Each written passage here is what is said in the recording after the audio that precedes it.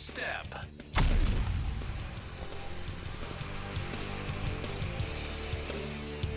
Hey everyone, how's it going? My name is Kevin. Welcome to the First Step podcast. With me, as always, are you ready for it, Huff? Give it to me. What is it today? All right, What ready? you got for me? Miami's most likely to cough up a hairball, Javi Portal. Question. Why is it always about hair? Because you're so fucking hairy. Dog, you know that you and I are probably about as hairy as each other. Oh, buddy. That is the most crazy thing that you say that. Because you're nowhere near as no. You're so hairy. We should compare chest hair one day.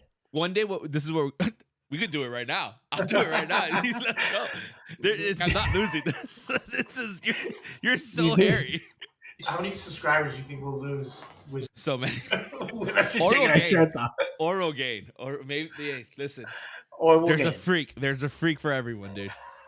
There's a freak for everyone. Also, what we should do is one day we'll go full shave, body hair.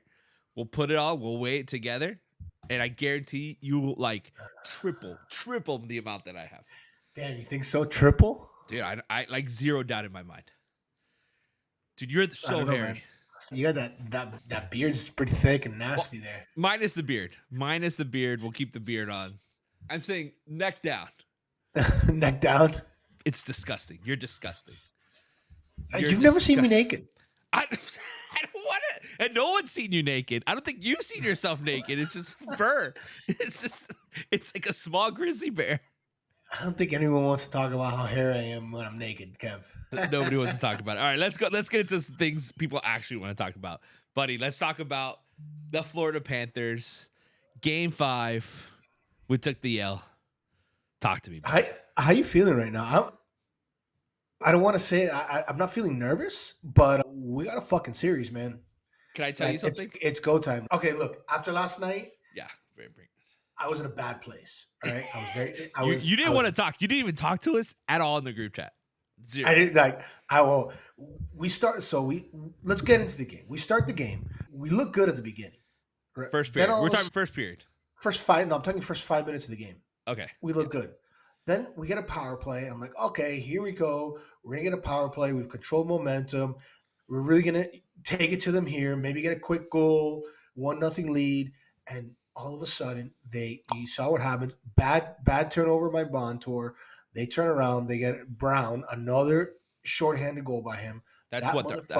How many shorties have we given up? In the playoffs, 5. I think Jesus it's 5. fucking Christ. That's a lot, man. That's crazy. It's a joke. All right, But so they get the shorty. They get the shorthanded goal, and you just saw it. This team completely changed. Yeah. They completely changed. It's like for the next 15 minutes, they froze up. Mm-hmm. And it was like an oh shit. Like they tensed up. They stopped playing. They stopped playing their normal style of hockey that we've seen all throughout the playoffs. They were a completely different team. We saw them standing around. You saw a lot of they were watching McDavid play. The physicality completely left us. The forecheck completely left us. It just didn't look like this Panthers team. And we spotted them a 3-0 lead. And I don't want to say at the moment looked too big for us, but it looked like we were one game away from the Stanley Cup, and everybody on that bench knew it. And they were all like, oh shit, we're one game away. That first period and we can win on home ice. It was just that shorthanded goal changed everything for the next 15 minutes. And then you saw we go down 3-0, and it was shorthanded goal and power plays. 3 power play goals. Yeah. So there were the first 4 goals. I don't count the empty netter. The 4 goals that they had were all special teams goals, right? Then all of a sudden you saw, thank God for Chucky, comes in, brings life back into this team, because another thing let's talk about, Barkov was non-existent the first half of that game. Nope, didn't show up. Defensively or offensively. I know he's been doing a lot of defense. No, he just didn't. Like, the whole team, I'm telling you, they were shook after that shorthanded goal. Shook. They you could see it was like, oh fuck, here we go again. It was that's what it felt like, and it was very uncharacteristic. And then all of a sudden, you saw Chucky comes flying in. He gets the goal. He's starting to make hits. He gets this team going, puts the team on his back. Finally, the guy who hasn't been, and really he's gotten some heat because he hasn't really.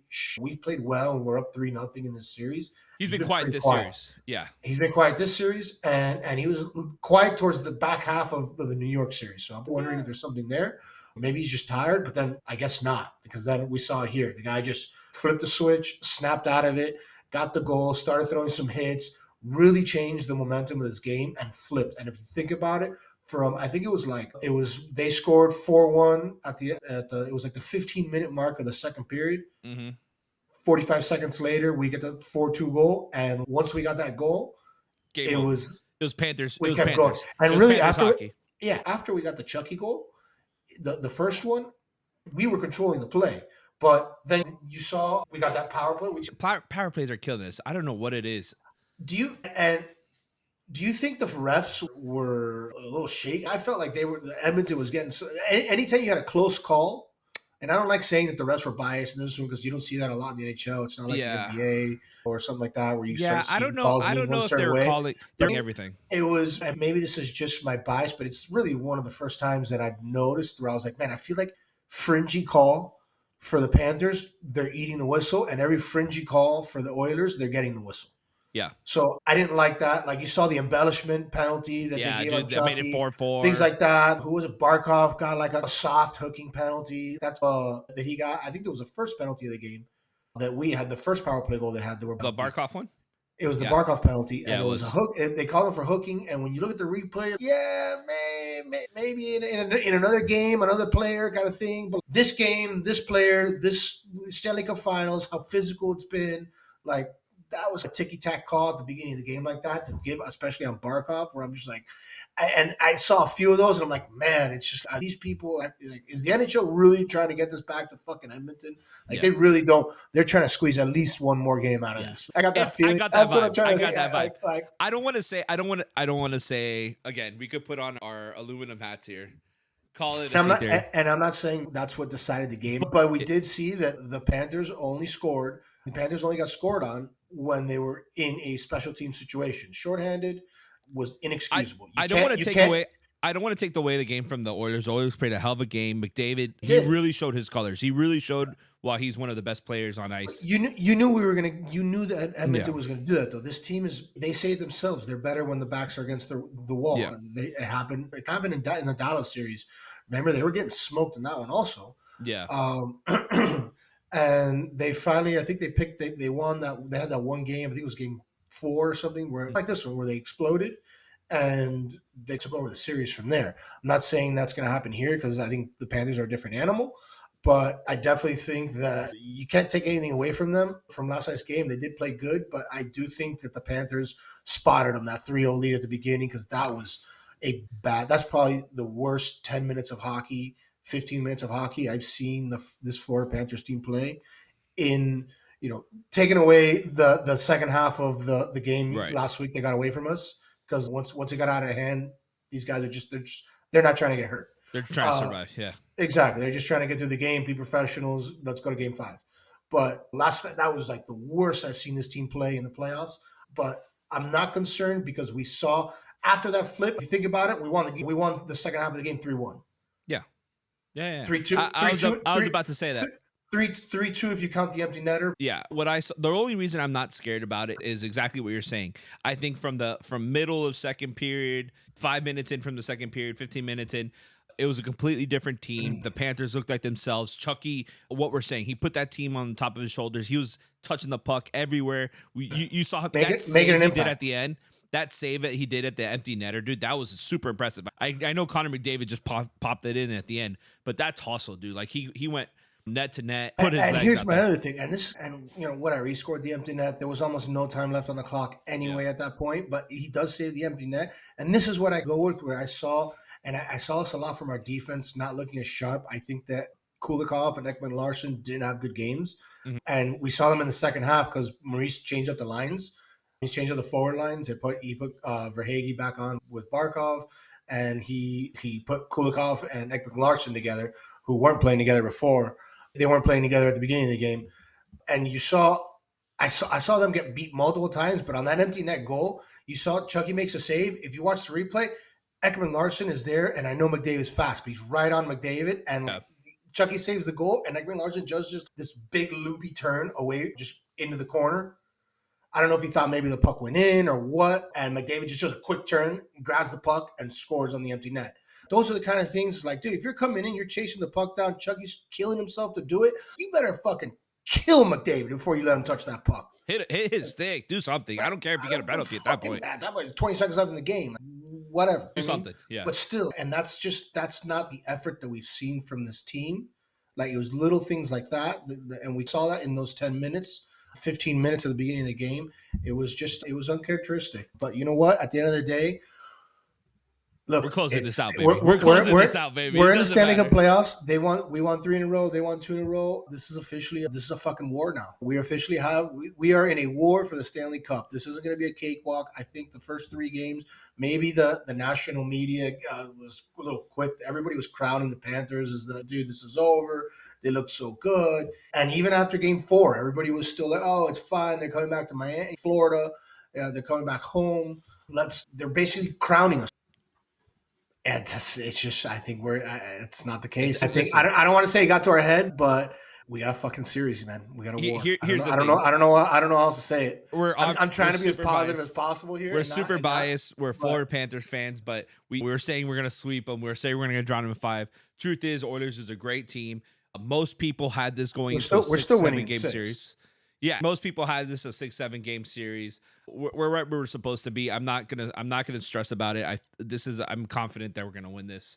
If not on Friday, then I'm not. I'm confident because I'm a Panthers fan. I know we're a good team, but let's not sugarcoat this. Friday's the real fucking deal, man. It's a big deal. Friday's big. Now let's turn our attention to Friday. We talked about the game. We talked about how we're feeling about it, but now let's turn our attention.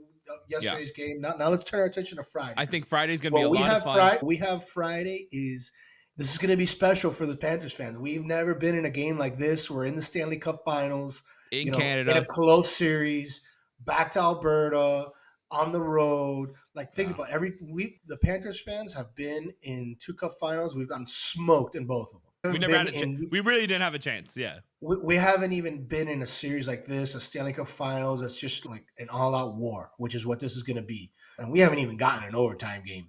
Oh yeah, I was really confident. I thought I was so confident last night. I know you. When we made it 4-3, I was like, this is going overtime. This is going overtime. We're going to find a way. This team is going to find a way to tie this. And if it goes to overtime, I was so confident that if we pushed it to overtime, we were going to win in overtime. Yeah, you have to give it to the Oilers defense a little bit. We were shooting constantly. They were working. The Oilers defense was working because, man, all of our players were just not letting the puck get out of the offensive zone, just shooting pucks on net, pucks on net, pucks on net. We peppered them, man. I think we had 7 straight shots on net to their 0. Like, it was ridiculous. They played a great defense. I'm not taking away from them. They had a great game. I think we if you count the minutes, if we're talking minutes and puck possession, I think we dominated. They just had goals, right? Like, they had a lot of power play love. McDavid played lights out. What a freaking all-star that guy is. He's going to have an amazing, already has an amazing career. How good is he? Good. So you remember the goal yesterday? It was the 4th goal. The 4th goal. Was that the 4th one? The one that McDavid went through 4 guys and then passed it to Corey Perry, right? Yeah, dude. At the very end of the power play. Yeah. Infuriating that he just went through 4 guys. That was so. I saw it earlier. There's a picture that showed it's McDavid with the puck with off, he's in the middle of a box of 4 Panthers defenders. He looks like he's completely trapped. And the caption's this ended with a McDavid goal, with an Oilers goal. No, he's a freak, dude. He's a freak. You look at him, you're like, how? This guy is 4 guys on him, and he went right through them, right around them. And that's what again, easier said than done, but somebody, you saw them, he's going through, and you saw, again, not to keep, beating the guy up, but I think it was Ekman Larson. I think it might have been him that let him blow by him. Just went and tried to, hit him with a stick and see. It's McDavid. You can't you gotta try. You gotta keep moving your feet and push him to the outside. Just pushing him, man. Put Just a keep body pushing on him to him. the outside. Yeah, if not, he's gonna do exactly what he did there. He's gonna dance right around you, find the open guy, and boom, easy goal. Again, I'm still very confident that we're going to take this series. I like our team. I like where our head's at. We saw it there at the end. Chucky has his team on his back. I know Barkey's our captain, but Chucky's our soul. He's our heart. He's getting in people's faces, telling where to go. Yeah, Barkov is our it. captain. He's our captain. He's our leader. But the personality of this team is Chucky. They have, and if you think about it, ever since he's come to this team, it's been what's turned this team around. They have basically from 2 years ago. They've ever since he's come, that team has completely bought in, and they all play like they've taken on his personality. They all play defense. Everybody plays defense. It's just this mean, just running around, havoc, nasty style, get in there, forecheck, just being a motherfucker out there. Like that's when we're just being a pain in the ass. Yeah, it's the Kachuk Bennett style, that forecheck. You see all the guys on our team that play like that. They didn't always play this way. No, it's just it's a style that we play. 2 years ago, we were a high scoring type of offensive team, right? All we did was score. Yeah, we were high flying, pretty goals. First one to 6 or 7 wins. Yeah, that's how we would always win. Now Chucky comes in and was like, nah. And we've taken on that personality. And I think that the key to Friday's game is finding that again. This team needs to go into Friday. They need to get pissed. They need to get mean. They need to go in there. They need to put some fucking war paint on and say, all right, they dragged us back to Alberta. Let's get in the fucking trenches and let's go to war. We're in a battle for the cup. This is it. It's 3-2. We got a serious battle coming on Friday. Yeah. And these guys got to be up for it. I would love to win in Canada. We got to play a full 60 minutes of hockey. We cannot that place is going to be a insane asylum on Friday. These people in Alberta, they're fucking insane. There's nothing else to do there right now. It's the summer in Canada. The sun doesn't go down till midnight, dude. There's nothing to do there. They just drink. They finish the game. It's midnight in Alberta, Canada, and the sun is still out. It's fucking Alaska. It's constantly day drinking. It's all day drinking. Like they just, there's nothing to do but drink booze and yell about the Edmonton Oilers. So that place is going to be insane. Like you have no idea the enemy territory that these guys are going to. So that's what I'm saying. Like they're gonna have to really come together, and get their heads out of their asses and fucking put some war paint on and get after it, because it's gonna be no joke. I'm gonna say something. I'm feeling hesitation from you, and I don't appreciate it. We're winning this game on Friday.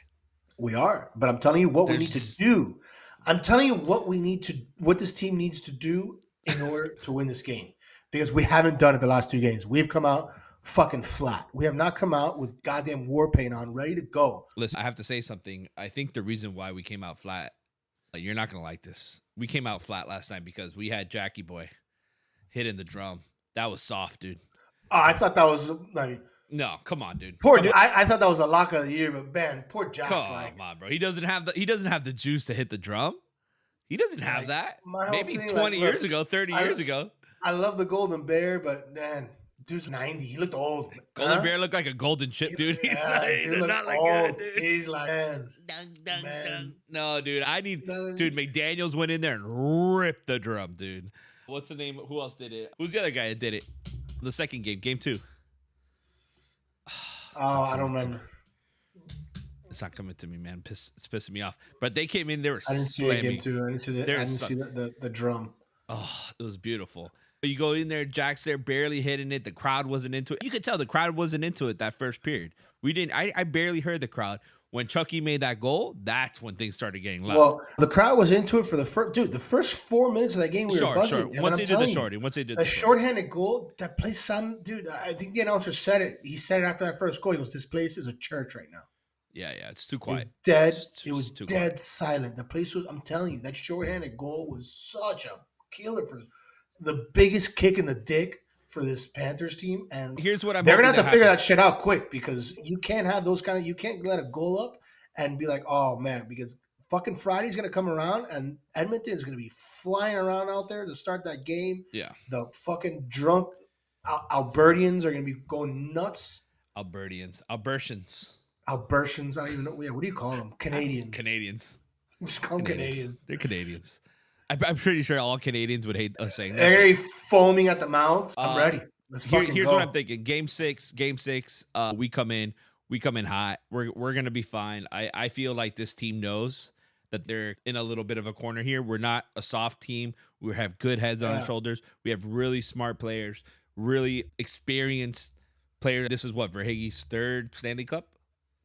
I believe his third Cup Finals. I know he's got 2 with Tampa. 2 with Tampa. Oh, so maybe his fourth, right? Oh, no, he went to 2 with Tampa. So this would be a 4th Cup Finals appearance, yes. That's what I'm saying, 4th. He went last year with us, and now this one. He's been here before. He knows this. He knows the layout. He knows what to do. We're going to get this team in it. Bobby. I think so. That's, I think, going to be the X factor on Friday. Bobby got exposed a little bit. I think Bobby's gonna. He's gonna lock in, and he's gonna put on a show on Friday. I think that's gonna be the difference. So I think a huge difference between, let's say, the first half of game 5 and the second half was Bobby didn't have to do anything. Bobby made 4 saves after it was 4-2 or something like that. Like that puck stayed on the offensive side. Very rarely did Bobby little. Yeah, we put that. Because we looked like us again. We put in constant pressure. We put the chokehold on them defensively. Like they really couldn't do anything unless it was on the power play. And look, the truth is, even in those 15 minutes that we had that horrible stretch, 5-on-5, we were still fine. And again, we've talked about it. And again, that 15-minute stretch, we had 3 penalties, three power play goals that Edmonton scored. So that's really where we got beat. Yeah, we couldn't kill power play to save our lives. I'm confident. I'm not going to stress it. If we don't get it on Friday, we'll get it at home. But I really do think we're going to close it out there on Friday. I don't care what the TV ratings want from us. Let the NHL gods go to hell. We're bringing the cup home. That's what I've been saying from the beginning of the series. I still don't think we're going to lose. I still think this is our series. It's our series, baby. We have nothing. I'm just saying it's not a cakewalk anymore. We got a war. That's true. All right, let's go into just real brief because I fucking hate these people. Let's talk about the NBA Finals. Yes, let's, because I can't wait to get into Jason Tatum. Okay, so the fucking cornball. First thing I want to say is Boston, congratulations. You did well. You won an NBA final. You were the best team in the season. No, hey. They were the best team all season, right? You can't take that away from them. They had the best, look great, all the stuff, and they won an NBA Finals. Congratulations. You guys deserve it. Now, that being said, I'm not congratulating them. I'm not happy for them. I think this was the most boring finals I've ever seen. I'm not that old, but I don't remember a more boring finals. Like it was, there was zero competition. Luka, God bless him, injured, had a bad wheel, played great. He did okay. He took his team to the finals, but he couldn't do it by himself. I know, and look, we've given the Celtics a lot of shit for having a cakewalk, but they coasted. They coasted. They beat everybody in 4 or 5 games, man. Like that's what it is. Like they had a really good season. Yeah, this finals was like every other Boston series in this playoff. It was the Boston Celtics just ran through everyone. I don't know what else to tell you. That being said, Kyrie. Now here's the question: can they repeat? No, I'm just kidding. No, you don't think this team can do it? I mean, yes, they can. I think they can. They definitely have the ability to. They just signed Drew Holiday back in April for another 4 years. I think their only free agent might be. All right, what a pickup on him, huh? I think that was the biggest pickup they had. That was a great. That dude changed everything for them. I mean, it was a good gamble, right? It was a great pickup. He's their 5th best option, and he's a stud. I understand, but what he did defensively, the entire dude, the guy's a monster. The only person he hasn't been able to shut down is Jimmy. Yeah, that's true. And in the first round, he didn't have to really face him. So I said it during the last spot. I think he deserved an MVP. Shout like he did. Like, he played great defense. I think they did something that I think a lot of NBA teams, especially the East, need to be working on is picking up a solid veteran like that. A veteran that's willing to step down a little bit and be a role player. Because at the end of the day, that's what Drew Holiday was for Boston Celtics, was a role player. That's going to be very hard. Not all the teams could do that. Not all teams could afford that. But I think that's a great way to set up a team. They kept their core alive, right? Which a lot of teams don't have the patience to do. Miami Heat being one of them, right? Like I'm always a talk about blowing up the Heat. But yeah, they did really well. I do think next year is going to be a lot harder. I think Milwaukee's going to come in. Milwaukee is going to have an off season with Dame, right? They're going to have a full off season with Dame. He's going to come in and that team's going to be super scary to watch. The West is going to just keep destroying each other. The West is still so nasty. I would love to. I'm super excited to see what the West does next year. We'll see. There was a report today that there's like a picture circulating around that it's like a picture that you can't really tell, but it looks like it's LeBron meeting with the 76ers. No, fuck off. Yeah, sure. It was all over the internet. That's not gonna happen, bro. No, dude, you think? No chance. That would be beautiful. I would love to see it. I mean, actually, I would hate to see it. Don't get me wrong. I do not want to see LeBron on the 76ers in the East next year. No thanks. I'm just telling you. I don't think so either. I'm just telling you what I saw it like an hour ago, maybe. Oof. I was in the bathroom just scrolling through Instagram, and I forgot what basketball account it was. Oh my God. I haven't looked more into it. I was just like, oh shit. And the deck caption was like, Lakers or something like that. Like Lakers are in trouble or something like that. Now I'm going to look this up on the pod because I have to see this. Let me see if I can find it. No chance, dude. You said with the Sixers? Yeah.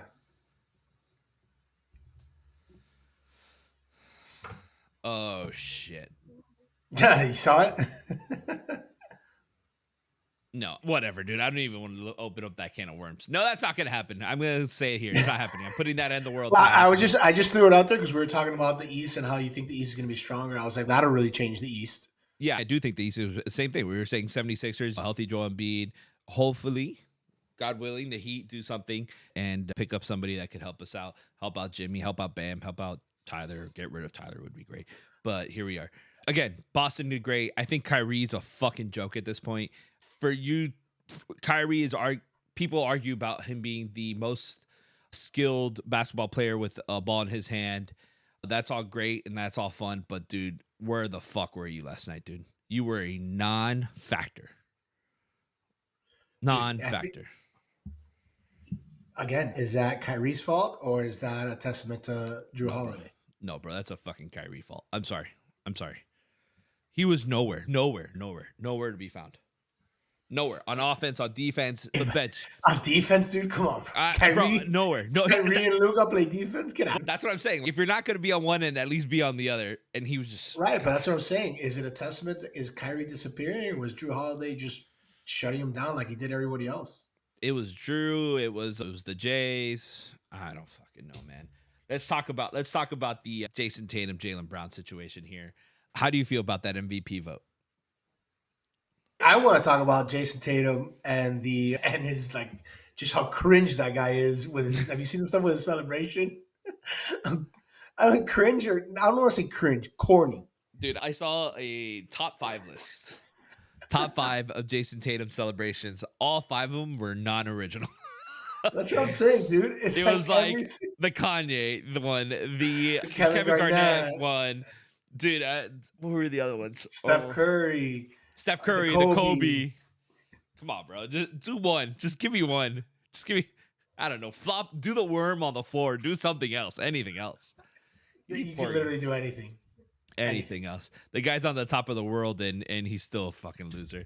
Did you see that the Boston Celtics come to Miami to celebrate? That is like the saddest sentiment in the world. I don't know if it's...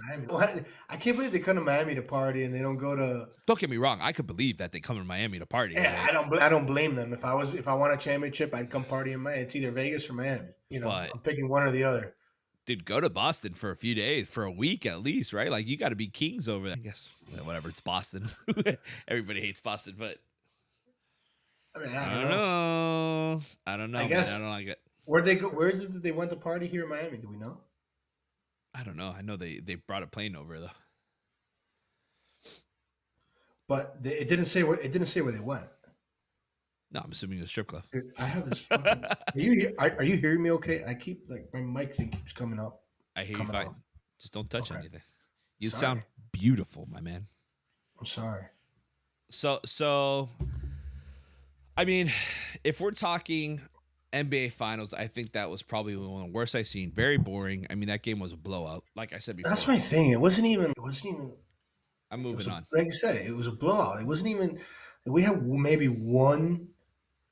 We had maybe one close game that series. I feel. And then was it game 2 or no? Game 3. Game 3. The one that the Mavs won was Game 4. Yeah, game 3 was close. Game 4 was a Mavs blowout. Yeah. Mavs way, and then a blowout the other way. It was a boring NBA Finals, man. It wasn't much. There wasn't much. There wasn't a lot of drama. I'm ready to move on to the next season. I'm super excited for next season. I think next season is going to be a lot of fun. Like I said, I'm very excited to see what happens in the West, and I think the East is going to be a lot more competitive. Hopefully, everybody stays healthy, and we get a good series. If I see the fucking Boston Celtics win again, I'm just gonna. I don't know what's going to happen to me. I don't want to see that. That's like my nightmare, is to see the Boston Celtics win 2 in a row. I don't think they'll do it. I don't think they'll do it either. Not if LeBron comes back to the East too. Well, if LeBron comes back to the East, then I don't think the Heat are going to do it either. What if he comes back to the Heat? Would you want him back? Oh, with arms wide open. Are you a leave the key under the mat kind of guy? Oh yeah, dude, absolutely. Come home, baby. Me too. Come home. Fuck care. Come on home, daddy. Stick it in me. What do you need? What do you need? All day, dude. I think LeBron, when he wants to be, he's a top 5 NBA player. He's older, obviously. He's an old buck. But yeah, absolutely. He doesn't make your team worse. That's for sure. No, dude. He doesn't make your team worse. He's all storylines. We get a shit all over him if we lose. It's beautiful. It's all good news if LeBron comes. I don't think it'll happen, but it's all good news. All right. So NBA MVP, Jaylen Brown.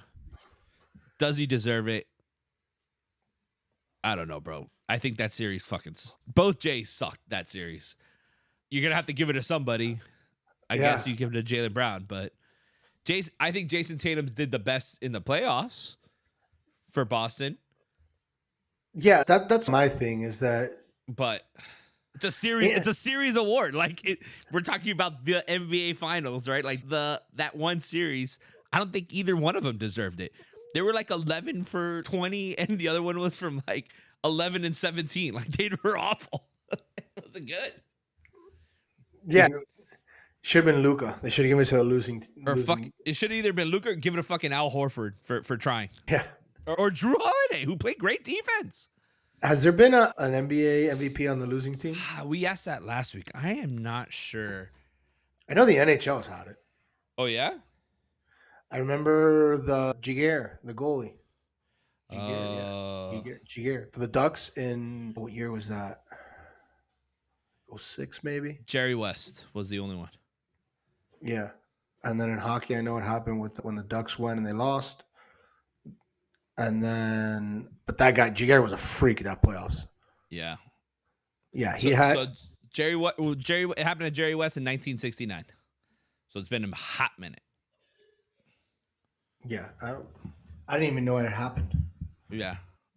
That's what I'm here for. I'm the guy.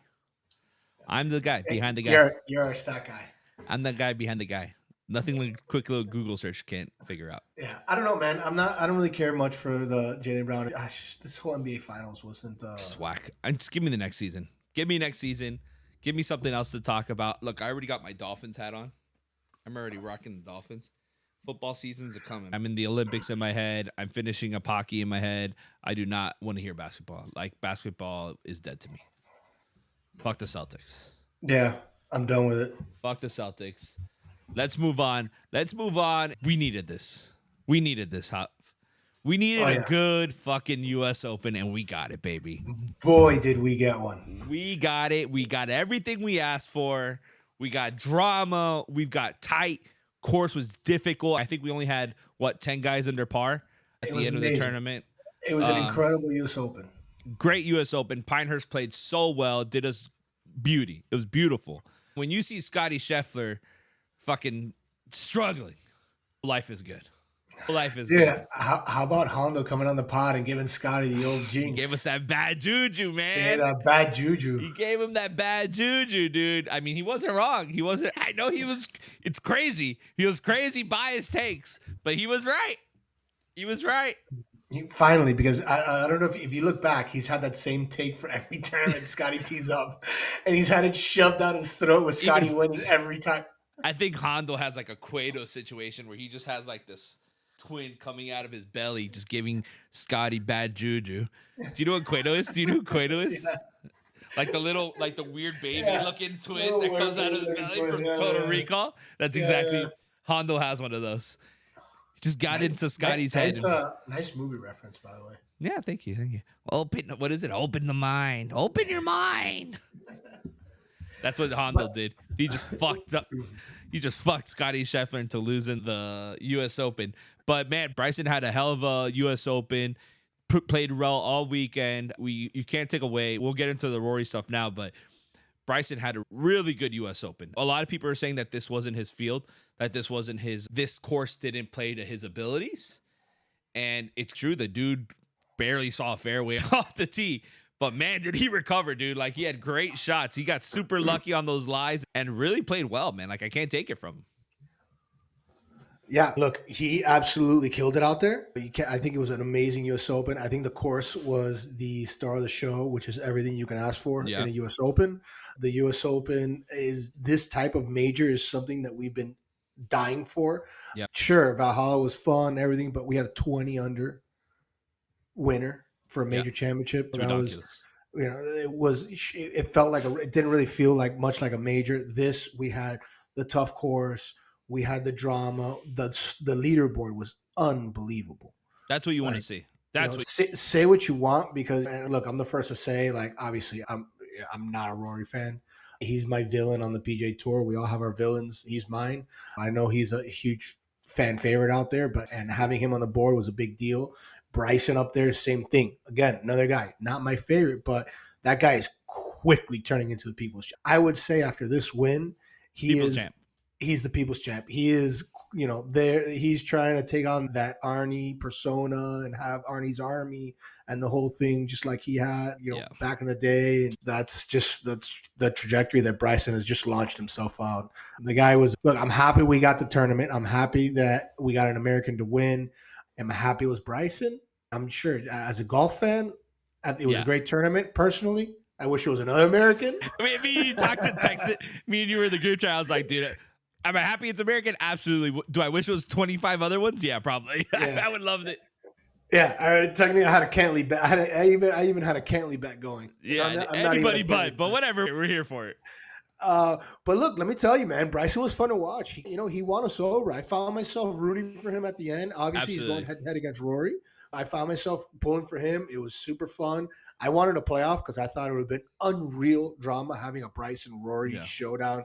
You just have two huge names, an American versus a European. Do you hear that? Oh, wait, it's the Muerto of the week, Rory McIlroy. I had to do it, dude. What a fucking choke job, dude. You brought him up. What a fucking loser, dude. He could have given us a story. He could have given us a Monday playoff golf at Pinehurst. Ugh. You know what? But leave it to Rory, man. Leave it to Rory to dude, that guy he looked every bit the part. Even I was thinking, like, man, with 4 or 5 holes left, not even, it was 5, 6 holes left. Man, this guy is going to do it. And you saw it going into the back nine is the first time I realized, I was like, man, Rory's got it today. Dude, he was up 2 with 5 to go.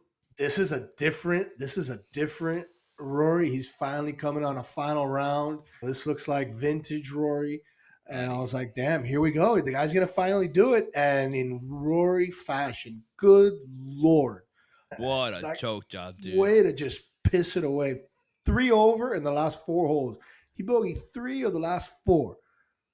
3 of the last 4 to blow the U.S. Open. Now, I wish this unknown the way he lost that 3-foot putt that he missed on 18. I really do. And I feel that's one thing, like, as a guy that played a lifetime of competitive golf, I've missed short putts like that have, to lose a match or to lose a tournament or something that are meaningless in the grand, like high school shit, college tournaments. Like they don't mean anything in the grand scheme. They only mean something to me.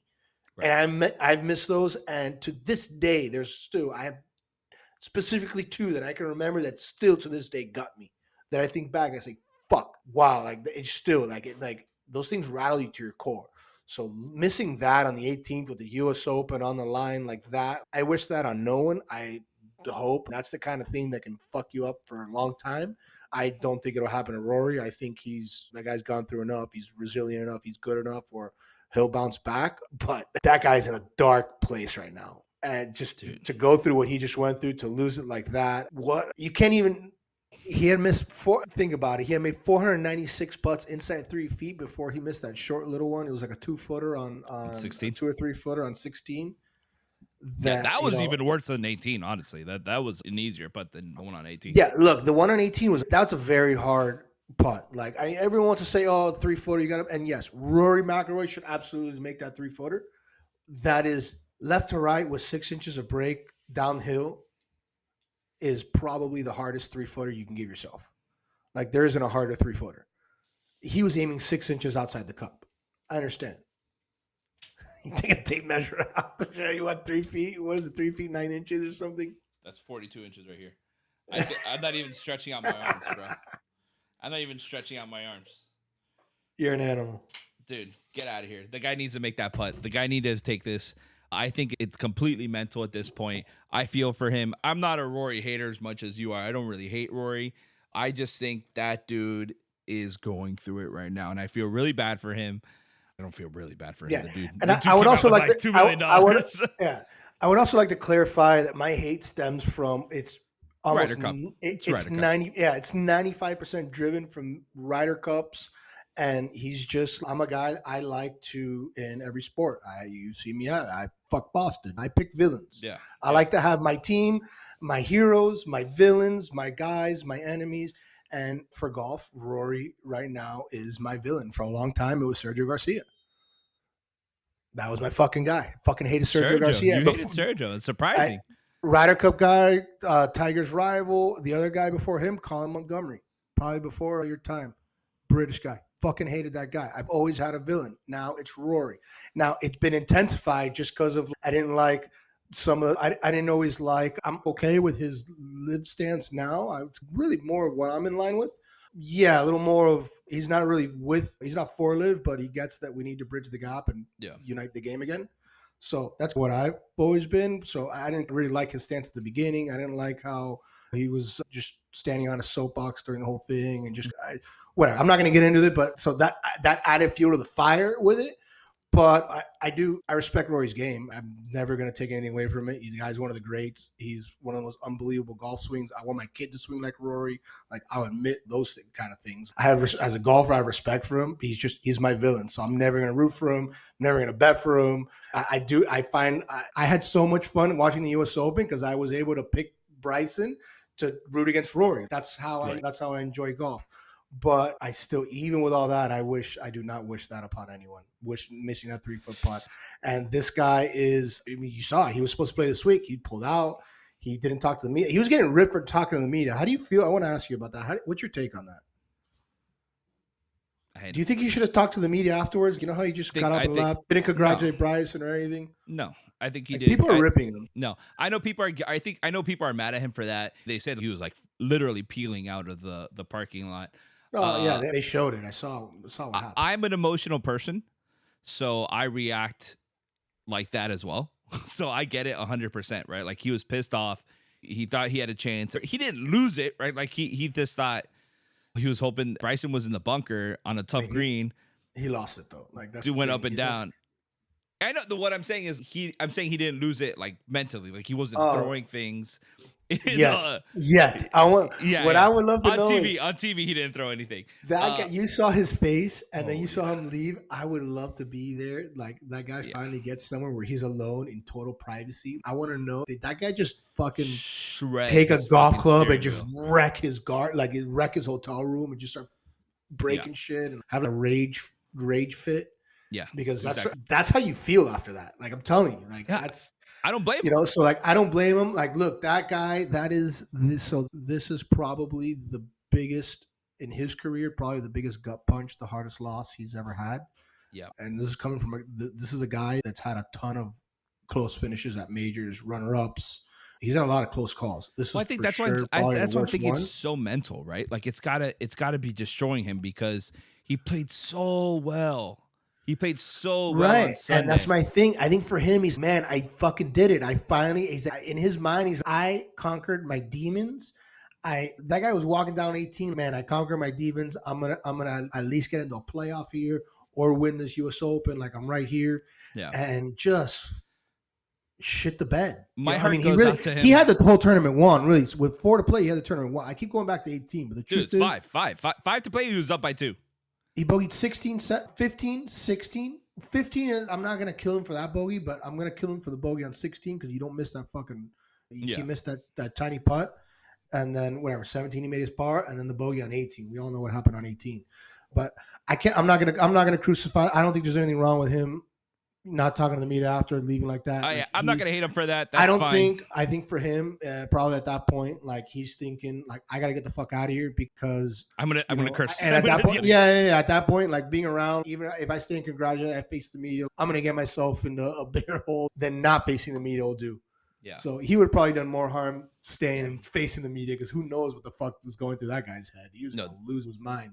Dude, this guy had a hell of a 2 weeks. We're talking about personal stuff with the divorce and all that, and then now with the Masters, he just pulled out of the Travelers, and I think that was the right move. He needs to take a little break, get ready for the Open. He's gonna do the Scottish. Yeah, he just came out and said when he was it like I think Monday or Tuesday, he finally made a statement and he congratulated Bryson and he said that he's taking a break until he's basically going AWOL to the Scottish. He needs to do that. He needs to do that. I know we shit all over him. We posted and poked a little fun at him, and it went a little viral. And now I feel bad because I don't want him to hurt. No big deal. No big deal. You know? That was hilarious though. That was a good little post. That was a good little post. Also, yeah, I feel bad for him. I'm still gonna make fun of him. I'm still gonna make fun of him. Come on, dog. You're a professional athlete. You get made fun of. At the end of the day, this is sports. This is what we're here to do. You know if this is what puts you over the edge, then you shouldn't be playing sports. I praise you. I praise the good and I shit on the bad. Exactly. Hot takes. That's what we do. Hot takes. I think Rory, when he's playing well, he's the best. Truthfully, he's got all the skills in the bag, has all the shots. He was out driving Bryson. He was out playing Bryson on Sunday. It's just a Sunday, the Sundays, baby. He's great. Let me be clear. He's still Euro. He is pure Euro trash. I got a comment on that post that I did that he has a fake Irish accent and he does not represent Ireland. And I was like, what do you mean? That's my guy. That is my guy. And it's some guy from Ireland. And I was like, what do you mean it's my fake? Man. My man. Oh, dude. I love it. Let's ignore Rory for a little bit. I took off the Muerto of the week because we all know that's who he is. I do have one question though now because this is setting up for obviously a shitstorm at the Open Championship. Do you think Rory has any shot at winning the Open? Is this or is it setting up for him to win the Open? I think he's going to come out hot. I really do. We saw Rory Sunday morning, right? Rory tees off, and you just could tell. Like, he was going to be in the zone, right? Like, I saw it, and I was like, oh, man, I should put something on Rory because he's going to play well today. And I was right until the very end there. But I think he's good enough and he's smart enough and he has. If Rory's playing, he has a chance to win, right? Like that's just how he is. If Rory's in the field, he has a chance to win anything, especially a major. He has all the skills in the world. When's the last time he won? 2016. The Open. Last time he won a major. Yeah. Was it 16? 17. It was the last time it was at Valhalla. Oh, at Valhalla. So the last time he won the Open, I remember he didn't play the year after because he got hurt. Something with his ankle. Yeah, he didn't defend his last Open title. He pulled out the year after. He couldn't defend it. Yeah, I think he got injured like playing with his friends or something. There's something like that. Yeah, I think it was soccer. Yeah. He had like a soccer injury. So I think he probably regrets that because that was his last time. Probably a chance that he's had to really dominate the Open. Last Open, he was like nowhere. He looked like awful last year. Yeah, and then we saw probably one of the best majors we've had up until this U.S. Open was the St. Andrews Open a couple of years ago with Cam Smith and Rory, where he didn't play bad. He let somebody catch him. He didn't really do anything. He shot, I think, 1 or 2 under on a course that was getting torched that week. Yeah, So and Cam Smith was putting lights out that. Yeah, I think Cam Smith shot 64 and ended up beating him by 2, and we all know how that goes. But that was his. It wasn't like this last one. He didn't get beat. He beat himself, I think. I'm not going to take it away from Bryson. Bryson did really well, but that should have been Rory's Open. He had it won for 4 to play. Yeah. So we'll see. I do think that he has a chance. I'm interested to see him play the Scottish Open and see what he does. I hope he doesn't win it, because I have this bad juju that if you win the tournament right before a major, you're not going to win the major. What are the odds that you won 2 in a row, right? Not that great. But I'm not going to say I'm rooting for him, but I am rooting for him. I want a little redemption arc. For Rory. For Rory? At the Open. Do you not go for Euros for the Open, or do you also want an American to win the Open? I never, ever root. There's almost zero situation where I root for a Euro. Wow. Unless it's like another Euro, unless it's like Holland versus Rory, then I'm rooting for. You know what I love? Rory. I love how Shane Lowry comes to his defense every time. Shane Lowry's like that. I do Shane. That's a Euro. There's certain Euros that I tolerate. Shane's a bro. I like Shane. Shane's the man. I like Victor Hovland. There's some Euros that No one likes Victor Hovland more than Handel. No one. Of course not. Nobody. I don't understand that. I don't understand it. It's almost weird. I don't. Let's talk a little bit about next week. So this week, Travelers. Yeah, it's really this week. So Travelers, we got a great field. Do you like the fact that we went elevated event, U.S. Open, elevated event? No, I hate it. I think the players hate it. I think they should have done the right thing, canceled it. That was a brutal U.S. Open, super difficult. Players are probably gassed. They should have canceled it, but they did. They're not going to cancel it because of sponsorship money. But that's a kind of a scheduling fuck up, in my opinion. I'm not saying cancel the tournament. I'm just saying move it next year. I think next year. I don't think they're going to do this next year because they already announced that the Memorial, which is they had it the week before the U.S. Open, is going back to its old date. There you go. I think it's in March. I think it is. Which would be nice because the Memorial is a big time tournament. That should get its own weekend. Yeah, absolutely. Not be overshadowed by the U.S. Open the following week. Let's talk a little bit about it. Travelers playing at TPC River Highlands, Connecticut, one of the few New England tournaments, which is super surprising. I don't know why there's more over there, but the complete opposite from Pinehurst, right? Like it's an easier course. Greens are softer. Yeah, I think it's the shortest course on 7,000 yards. Schedule. Yeah, and it's usually some big scores there. I think it's one of these. Usually it's 20 under. I think a few years ago, I think it was a couple of years ago, I think there was a lower. I think Harris English won with 13 under. Nice. I don't know why I have this random thing in my head. That's pretty impressive, dude. I randomly remember him winning the Travelers Championship. Last year, defending champ is. I don't even know who won last year. Keegan Bradley. There you go. But I remember Harris English won with 13 under once. Yeah, in 2021. You're not. Yeah. So, Scotty. Look, it's hard to go against him, even though it's so hard to go against Scotty. This kind of course where these guys, you just got to come out here. They got pretty generous fairways. I think it's the mid iron game. The mid to short iron game here is the money yardage. And if nobody in the world's better. No one in the world's better. He's right in his wheelhouse. Let's go. Shoot at a flag and make a putt. Okay, easy.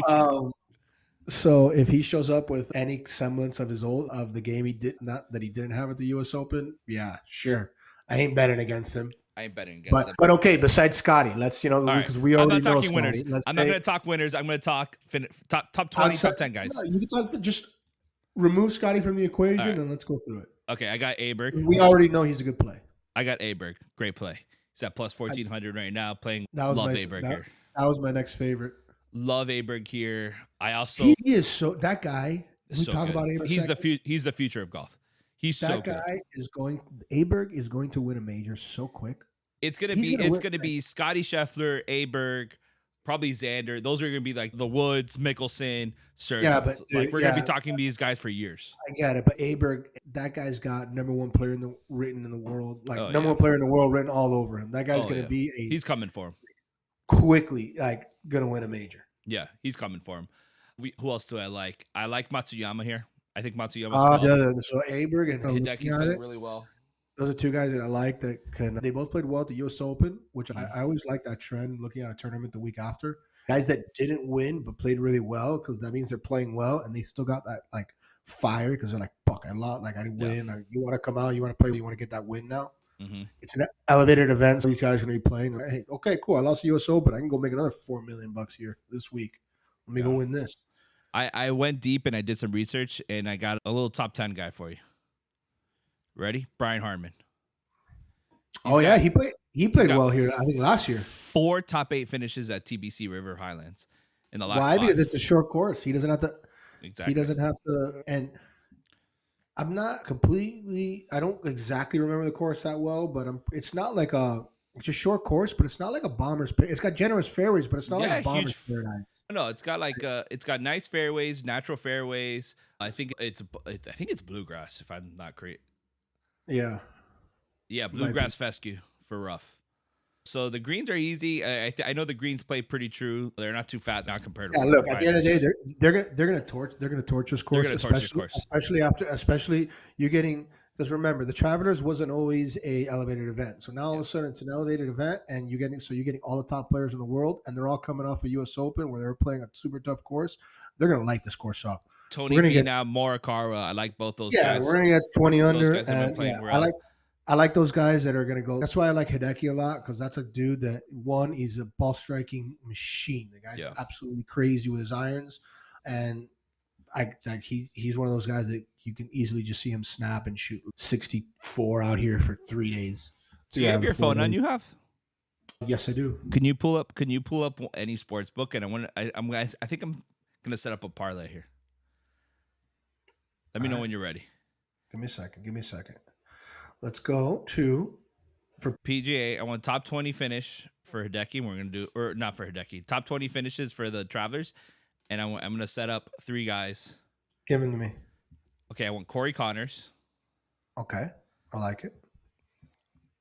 Putts, that's a lock if he just putts halfway decent. Give me Keegan Bradley, defending champ. I want him to be a top 20 guy. Remember, this is a smaller field. No cut, so everyone's making the cut.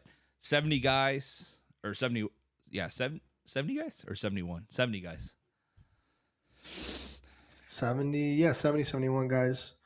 All right, who's the third? I got Keegs, I got Corey Connors, and then give me Brian Harman or give me Cantley, one of those.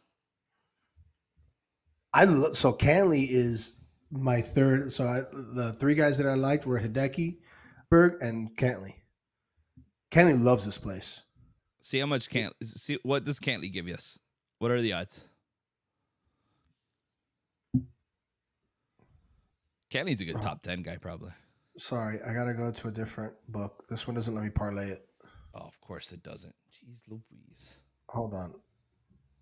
I can do it on this one. Give me a second. In the meantime, you know who I don't like at all anymore for the rest of this PGA season? Jordan Spieth, Justin Thomas, no longer allowed to be spoken on this podcast to win anything. I was going to ask you what you thought about Spieth. Nothing. I'm kidding. Nothing. I'm kidding. Nothing. I'm not giving up on JT yet this year. Dude, JT's been. What are you talking about? He was awful. Agreed. Still not giving up on him this year, though. I think that guy's just got some serious putting demons right now. What about Tom Kim? What about Tom Kim here? I do like Tom Kim. The only thing I worry about with Tom Kim is, can he go low enough? Sure. Yeah, we're saying everyone's going low here. You got to shoot like 20 under. You got to shoot 5 under every day. Yeah. I'm not saying he can't do it. Which is why I always like. Did he win? Hold on. Didn't Tom Kim win a tournament like this already once? He shot like one of his first events. He shot 17 under, or he got close to winning. Sure. I don't know. Let's pull it up. I'm not sure. One of his first events on tour. Let's look it up. God, and this book doesn't even have top 5 lines out right now. What is going on here? I'm not saying top 5. I'm saying top 20. Top 20. They don't even have any. Hold on. Actually.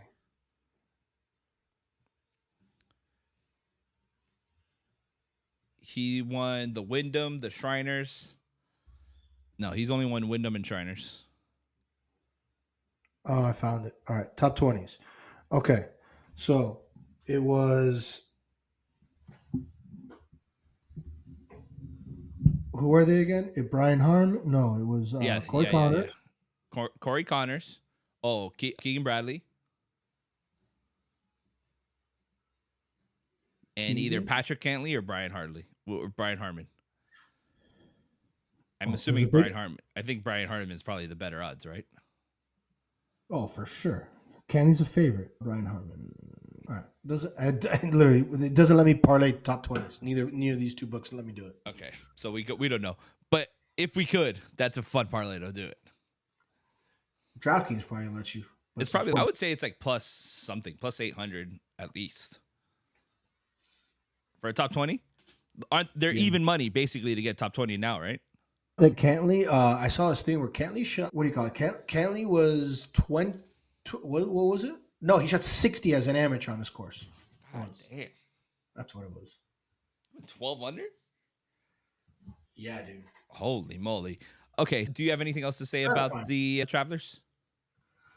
About the Travelers? No. Those are the guys that I like. I like Matsuyama, I like Cantley, and I like Aberg.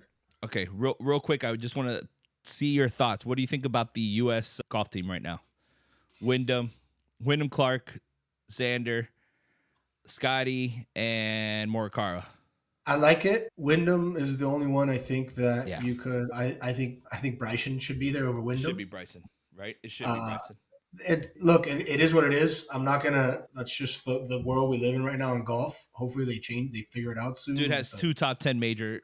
But look, he was number 10 in the world, and Wyndham's number 9 right now, based on the current. Right, like it is what it is. Yeah, but think about it. Bryson's not getting any points other than the major. He's only getting the major. No, I agree. Look, it should be Bryson, 100%. Like Bryson, if he was on tour, he might be top 2 in the world right now. Yeah, just with how he's played at the majors. I still think we'll be fine, but no, I got no problem. There's some Scotty Schefflers on your team. You're gonna be okay. I got no problem with this. I'm just telling you, based on the guys. There's 6 guys in the top 10 or whatever. 5 guys in the top 10 from America. In the world, I do love Scotty, Xander, Colin, Clark. Like, bro, there's major. Every single one there has won a major. I do think that maybe for next year you get the top 20 Americans, throw them in a quick little one-day tournament. 4 guys, top 4 guys, get out of there. That's what I'm talking about. You know what I'm saying? Call it the U.S. like a trials, an Olympic trial, one-day tournament. You do it somewhere like Pinehurst, like a really hard place. Ooh, that would be fun. Make them earn it. 36 holes, like a U.S. Open qualifier? Yeah, like your top guy goes no matter what. So like in this case, Scotty would go. He's got your captain spot. And then you're fighting for the next 3. Or your top 3 guys go. The 4th is you're fighting for the 4th. I think it would be fun. That could be a lot of fun. We should make that happen. Dude, people need to be calling us, man. We would be so good at all these random things. And then they'd be like, all right, so how do we pay for it? I'm like, oh, we don't know. Now you figure that out. That's your job. That's your job. I don't do all that. Why do we need to pay for anything? This is for America, dude. They're doing it for an honor. That's how we say it. All right, buddy. I think it's time. I think we should get out of here. Thank you so much. One thing I will say we didn't talk about. Have you been betting the Euros at all? The Euro Cup? Bubba. Have I been betting the Euros? I know we don't talk a lot of soccer, but it's been fucking awful for me. But yes, I have been. Really, dude? I've been crushing it. How you just bet the favorite every time? It's the preliminary. No, that's like, the problem is with the favorites. You don't get that. You don't get great odds. What are you talking about? No. There's 2 games every day. You parlay them both. It's not that hard. There's 3 games every day. 3 games every day. There's only 2 games. 2 games one. Yeah, but usually when I check it, I always miss the first one. It's like 9:30 in the morning. It's because you're a piece of shit. And you wake up too late. No, I'm sorry. I'm not waking up at 8 o'clock in the morning at 6 a.m. to check my gambling app. You're not a degenerate. I am. You're not a degenerate. I check it at 10 a.m. I'm kidding. You're not the window of the week. By no means. That's Rory. That's Rory. Who's your team for the Euros? I loved Hondo's take. I loved Hondo's take for Portugal. He's a huge Portugal fan. I love that move. I think Ronaldo. He's a Ronaldo fan. So yeah, Ronaldo's fighting for his life. Portugal has a good team this year. This is probably one of the best rosters they've put out there. Good young team. In international play in a long time. Good young team. England's obviously doing really well. France, they're missing Mbappe now. Still a good team. I still think England's the team. I think they have the best roster. I think England's the team to beat. I think Spain could make a run. Italy could make a run for it. Spain looks fun. They're young. Yeah. They got that young roster. Fucking Netherlands, man. Always find a way to choke. I don't know how to. Oh, and Belgium. I fucking loved Belgium, and they lost, dude. Did you see that? Yeah, I saw it. Yeah, I saw it. They cost me money. Yeah, I saw it. But in better news, Copa America starts today, Thursday. Watch the Americans on Sunday. I'm thinking what we'll do next week. I don't know if you're going to be into this as much as I am, but I plan on going deep into Copa America. Maybe, I'm fine with it. Maybe I'll do a rundown. I'll do a rundown of all my faves for Copa America next week. We'll be group stage. I'm in for that. I love international soccer play. Oh, okay, like perfect. That, I'm super into that. Like we'll do a little Copa America Euro run. Euros, like that. I get into anything that's like countries. Like there's something to get behind there. Yeah, let's do a little Copa America Euro run. This is a great time for soccer because you have Euros during the day and then Copa America. Hey, we're not NBA, and after Friday we're not gonna have NHL. So the next time we get together, we're only gonna be talking. We're gonna be talking. We're gonna be talking nationalities. We're gonna be talking Euros, Copa America, and Olympics, baby. Yeah, we're going global, baby. Because we don't do baseball. Not up here. Wrong podcast. Wrong podcast.